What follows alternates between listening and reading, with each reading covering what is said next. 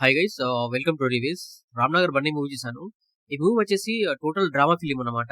ఎలాంటి డ్రామా అంటే ఒక 3 అవర్స్ డ్రామాలకే డ్రామా ఫిల్మ్ లాగా అనిపిస్తుంటది.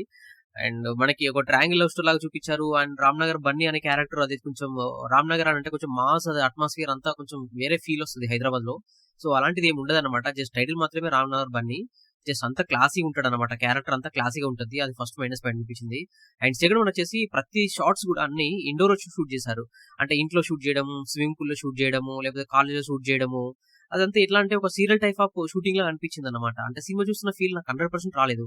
ఎందుకనంటే అక్కడ ఉన్న క్యారెక్టర్స్‌కి మేకప్ ఏసి ఇండోర్ షాట్స్ తీసేసరికి ఇంకా సీరియల్ నడుస్తుంది అనే దాంట్లోనే నేనున్నానన్నమాట. ఎందుకంటే విత్ డ్రామా, ఓవర్‌లోడెడ్ డ్రామా చాలా ఎక్కువైపోయింది డ్రామా. ఆ డ్రామా ఎట్లా అయిపోతుందంటే మనం తీసుకోలేకపోతున్నాం అన్నమాట క్యారెక్టర్స్. వేరే క్యారెక్టర్ ఇంట్రొడ్యూస్ అయినా, లేకపోతే ఇంకొక అమ్మాయి వచ్చి హీరోయిన్ క్యారెక్టర్ చూపించిన అదంతా ఎట్లా అయిపోయిందంటే చూస్తుంటే చాలా అంటే చాలా విపరీతమైన బోర్ వచ్చింది. నాకు ఒక టార్చర్ లాగా ఫీల్ అయిపోయానన్నమాట నేను. కొన్ని కొన్ని సాంగ్స్ బాగున్నాయి. అండ్ హీరో ఫేస్ ఎక్స్‌ప్రెషన్స్ కొన్ని చోట్ల బాగున్నాయి. కొన్ని చోట్ల సెట్ కాలేదు కామెడీ. అండ్ అతను చేసే ఫైట్స్ గాని, స్టంట్స్ గాని, ఆ గ్రేస్ గాని, ఆ డాన్స్‌లో గ్రేస్ గాని అంతా బాగున్నది హీరో.